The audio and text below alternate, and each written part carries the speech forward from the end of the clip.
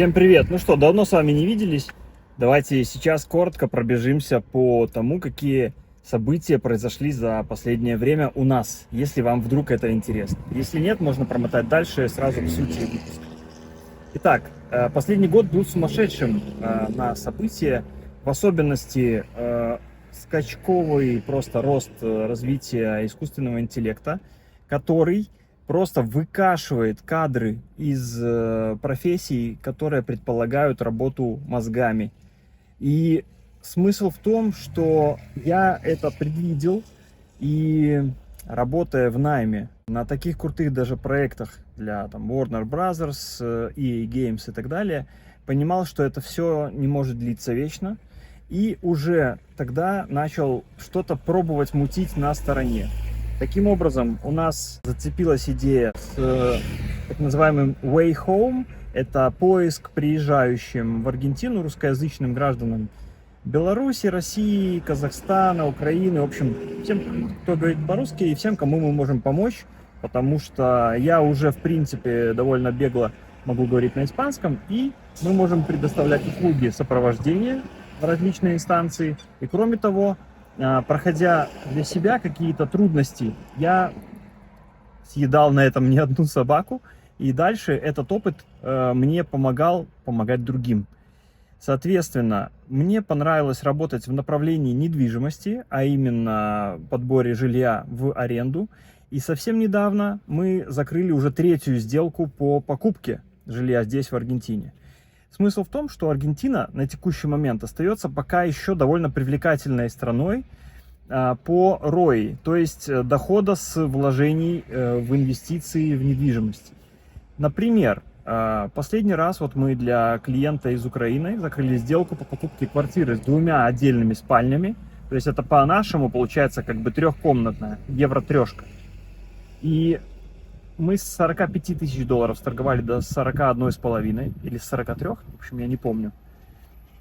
Квартира находится в центре, и клиент вообще ее купил для себя просто, чтобы сэкономить на аренде, потому что аренда такой квартиры сейчас может стоить в месяц около 600 долларов. Ну и вот считайте сами, если мы вкладываем такую сумму, там 41 500, да, плюс там какие-то деньги на переоформление, все остальное, ну, выйдет, допустим, максимум там 43. Да, вы туда возьмете какую-то мебель, технику, но это мы не считаем, потому что вы потом все равно ее оттуда можете достать. И смысл в том, что за год вы можете получать, если сдавать ее в обычную помесячную аренду, если 600 долларов в месяц, а в сезон и выше, может быть, то давайте умножим 600 на 12 и посчитаем. Вот сейчас на экране будет цифра, какой процент годовых можно извлекать из этой суммы вложений. И дальше ситуация стала развиваться очень интересным, непредсказуемым, стремительным образом. У меня возникли некоторые осложнения с легализацией в Аргентине. И как только я утратил легальный статус, буквально через неделю, компания Globant сообщила мне о том, что мы прекращаем трудовые отношения, потому что это крупная международная компания, и понятное дело, что у них не может работать нелегал.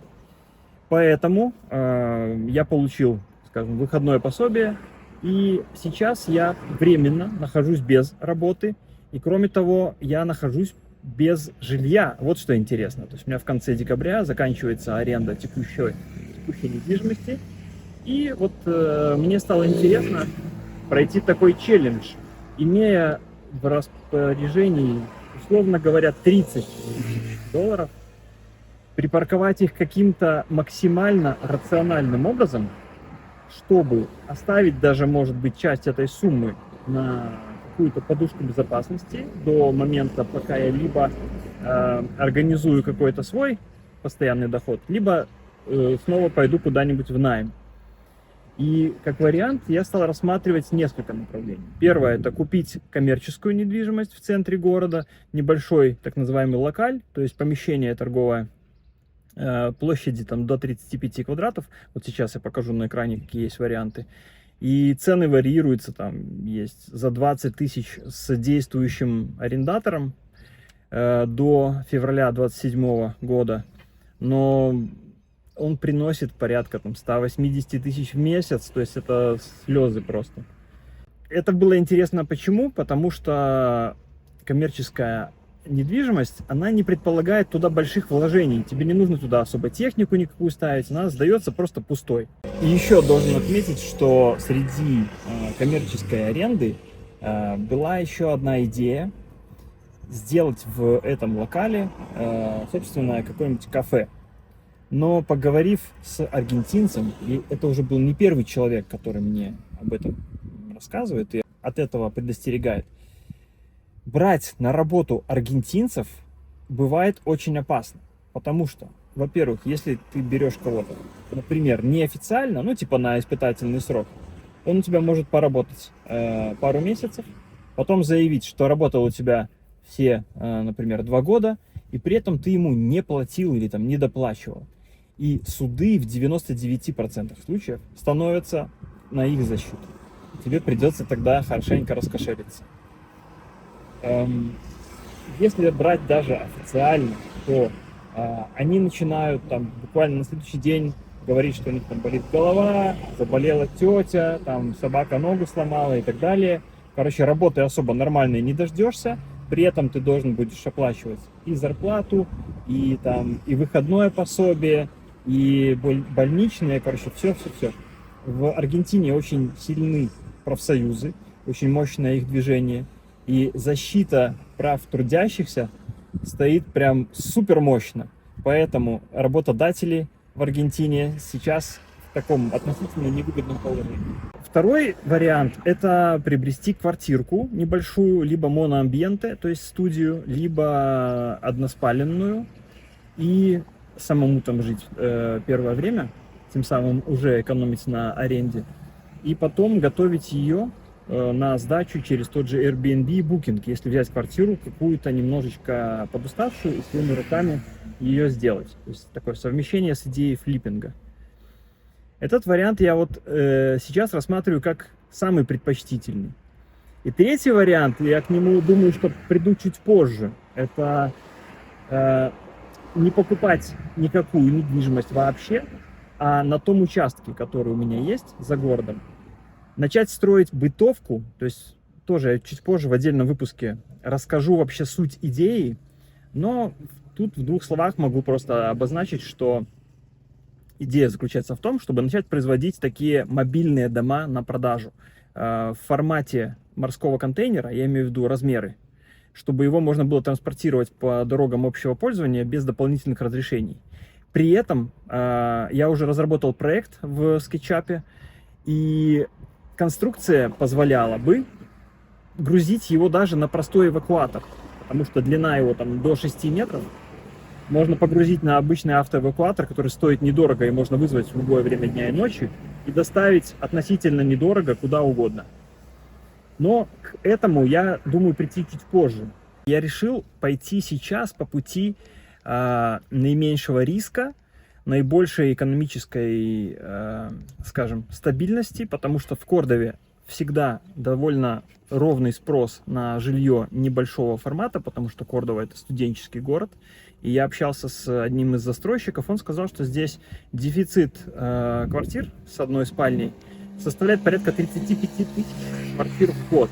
То есть спрос постоянно высокий, и он растет. И вот интересно, короче, запустить сейчас такой челлендж.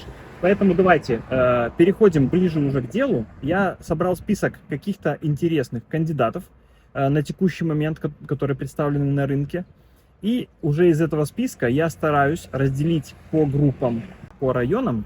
И хочу сейчас проехаться, посмотреть квартиры, которые находятся в районе обсерватории.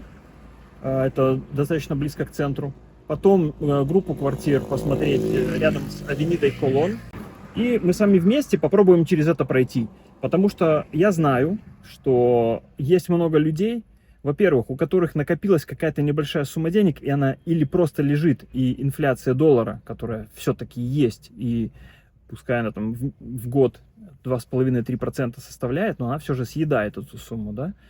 А если эти деньги куда-то грамотно припарковать, даже вот в такой вариант, то это уже будет, как в книге «Самый богатый человек в Вавилоне», да?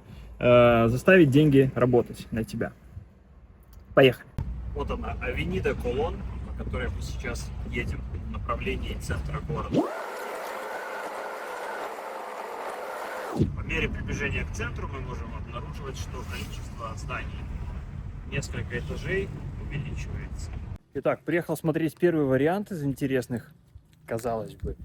14 тысяч долларов, 35 квадратных метров, возраст 40 там, или 30 лет, не помню. Он сейчас с арендаторами. И надо только уточнить, до какого срока у них подписан контракт аренды. Сумма оплаты в месяц сейчас составляет 207 тысяч песо. Это совсем немного долларов. В районе 120, наверное, 130. И что интересно, Франциско Ля Прида, 1471 адрес указан. Мы находимся на этой улице. Вот 1451. Здесь 1463. То есть там вглубь просто идут дома. И нумерация поэтому увеличивается достаточно быстро.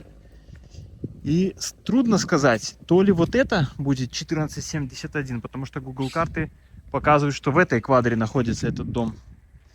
Ну, видно, как это все здесь выглядит.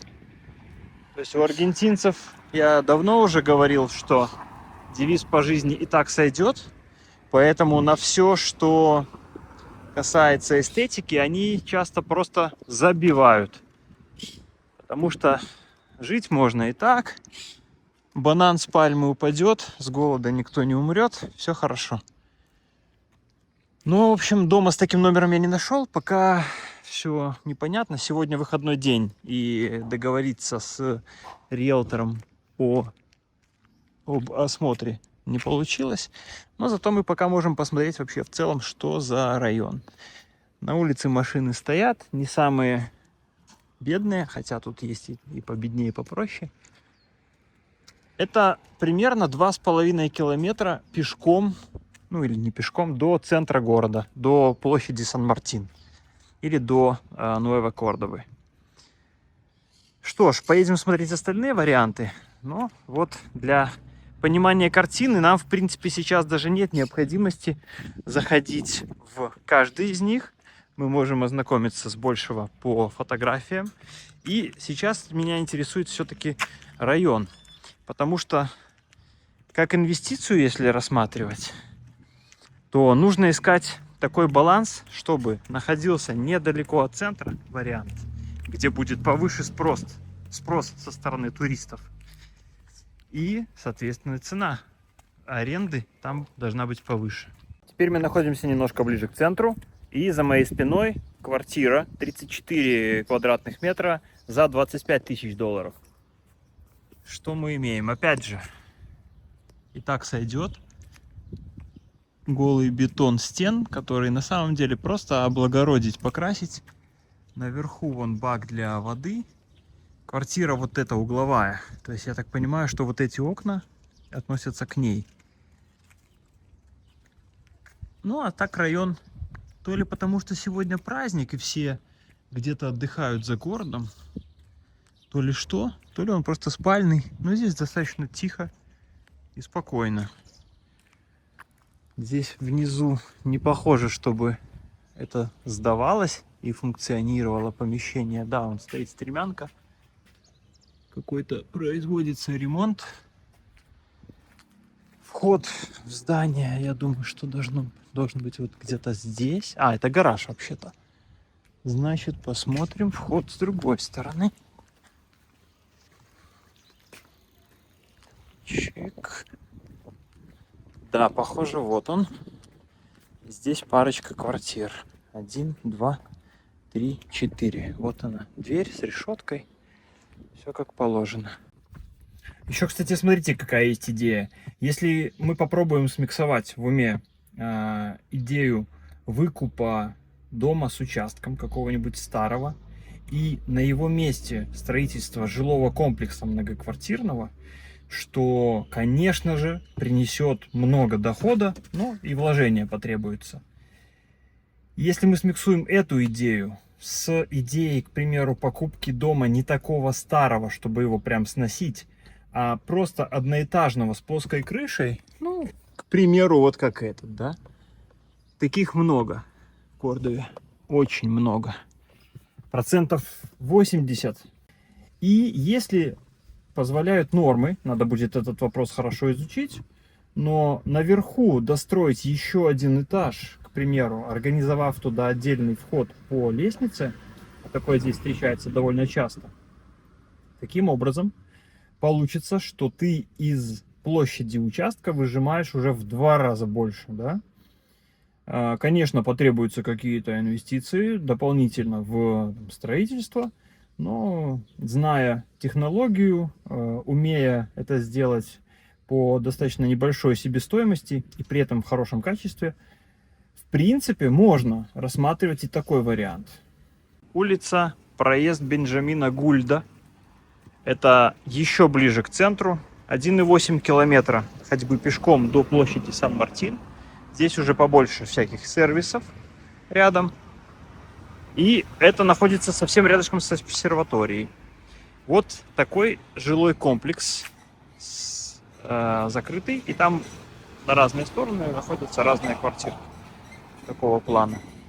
В целом, должен сказать, что здесь довольно тихо.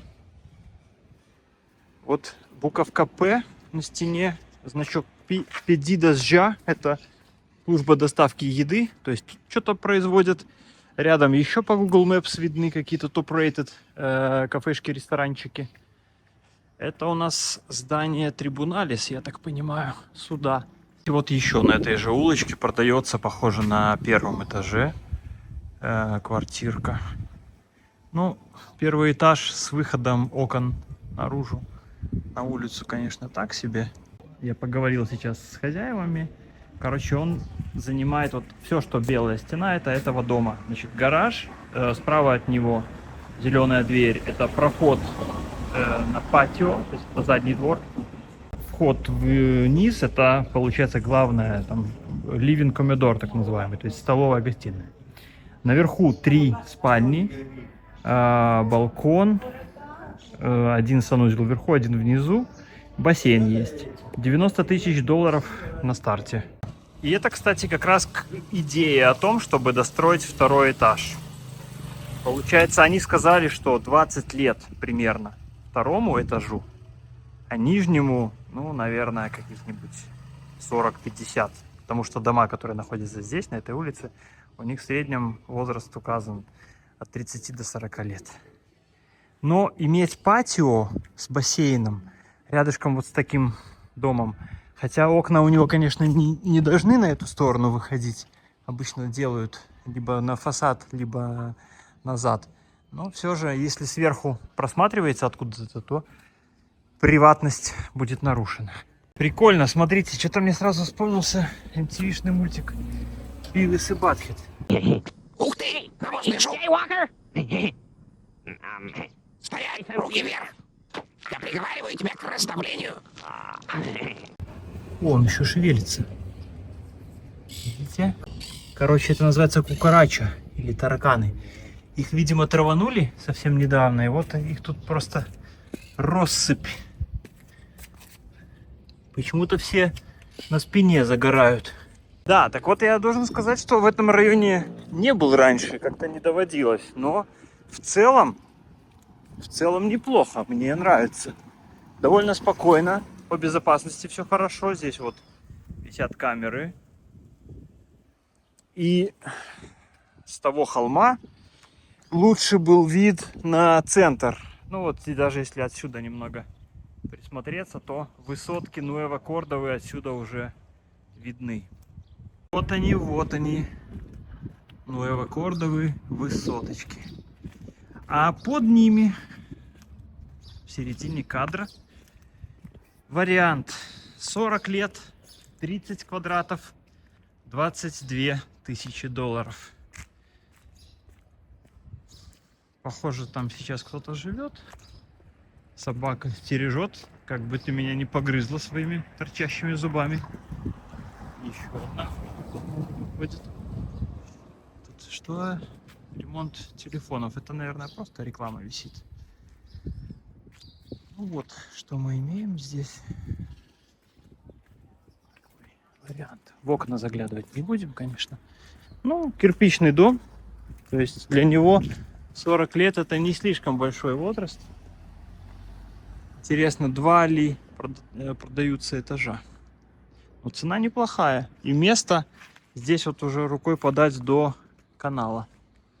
Так, вот еще кто-то продает. Дуэнью это значит хозяин. То есть продажа прямая от хозяина. Объявлений на сайте не заметил. То есть в наш лимит, думаю, не вписывается. Но зато смотрите, как в Кордове решается вопрос безопасности. Плотненько насаживаются розочки в своем самом цвету. И воры не пройдут. Там еще и колючая проволока. За стеной 100% еще есть бассейн с крокодилами. И пулеметы стоят. Ну и последний, здесь же, рядышком с обсерваторией, на Пасахе Бенджамин Гульд вариант. Аналогичный по характеристикам. 40 лет, 30 квадратов, но 27 тысяч. Таблички снаружи не нашел.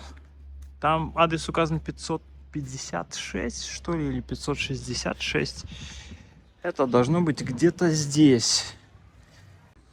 Короче, для понимания, да? Все, теперь можно двигаться дальше в центр. Ребята, тут хочу оговориться немного.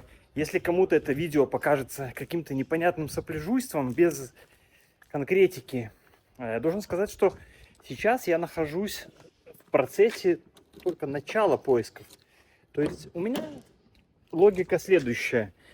Первым делом мы формируем предварительный список кандидатов и вообще в целом изучаем картину по рынку. Что и за какие деньги и где можно приобрести. А уже дальше из этого списка мы будем формировать новый список каких-либо фаворитов и вполне вероятно вести охоту. Потому что так же, как я покупал, например, эту Хонду, когда ты смотришь только те варианты, которые уже валяются под ногами и которые уже посмотрели все, кому было интересно, и не купили, значит, это варианты либо пока с не настолько интересным соотношением цены и качества, либо, ну, не знаю. Вот. А Хонду эту я просто выхватил, я обновлял ежедневно сайт с объявлениями, с настроенным фильтром поиска, и как только появился интересный мне вариант, я первым делом по нему позвонил, поехал, посмотрел и сразу же внес задаток. Примерно по такой же схеме, я думаю, что можно будет пробовать смотреть недвижку. Понятно, что формат все же другой, и сумма затрат раза в 3 выше, и подход должен бы, по идее, отличаться. Но я думаю, что все-таки моя логика тоже не лишена смысла. Поэтому позже будет больше конкретики. Сейчас я пока сам хочу определиться, где искать лучше. Я просто вместе с вами для максимальной прозрачности процесса решил это делать, чтобы, если вы будете проходить этот путь, могли в чем-то взять с меня пример. И если кто-то предпочитает экономить или хорошо ценит свое время, я предлагаю сопровождение в этих всех делах, потому что я люблю максимально дотошно относиться к любым вопросам, изучать все внимательнейшим образом. И, конечно, для кого-то это минус, типа душнило там, все остальное, но этот минус можно использовать иногда и как какой-то бонус, как какую-то сильную свою сторону. Ну что, друзья, уже совсем поздно, 10 число декабря заканчивается. Мне осталось 20 или 21 день на поиск себе жилья до Нового года. И там уж посмотрим, кто будет кого встречать. Я Новый год или Новый год меня, где я буду в тот момент. Выпуск получается длительным, поэтому я его решил разделить на серии. И монтаж первой из них я закончил сегодня и сейчас выкладываю. Ну что, один вариант меня все-таки зацепил больше всего. Кто-то стучит, настраивает барабаны. Скоро, видимо, дадут джазу. Но, а может и не дадут. Сейчас мы запишем эту прогулку. А может быть и не запишем. И вот Машина сейчас меня собьет. Опа, а может и не собьет.